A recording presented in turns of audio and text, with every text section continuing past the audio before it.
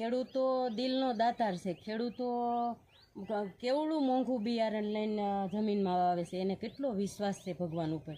તો પછી તમે એમ ભરોસો રાખો ખેડૂત તમને સારું ખવડાવવા, સારું દેવા અને સારું જ ઈચ્છે છે, પણ છતાંય માણસોને એમ થાય ખેડૂત ભેળસેળ કરીને વેચે છે એવું.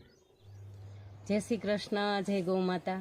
હવે જો હમણાં ઘઉંમાં પડી ગયા હતા તો તલને નીંદવાનું મોડું થઈ ગયું છે. તલને ચોથું પાણ આંબી ગયું, પણ ફરજિયાત નીંદવા પડે એમ જ છે.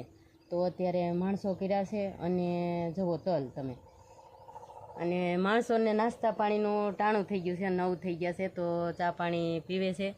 જો એમાંય તલ હજી અવળા થયા ને ત્યાં તલને 2 માવઠા નડી ગયા. એટલે હર કોઈ આપણે જ છે, આપણું નાનું છોકરું હોય તો નાનેથી મોટું કરીએ તો એ હાજા માંદું થતું થતું મોટું થાય તો એમાં કસાશ તો રહે જ ને થોડી. તો એના જેવું જ છે. ખેડૂતો દિલનો દાતાર છે. ખેડૂતો કેવડું મોંઘું બિયારણ લઈને જમીનમાં વાવે છે, એને કેટલો વિશ્વાસ છે ભગવાન ઉપર.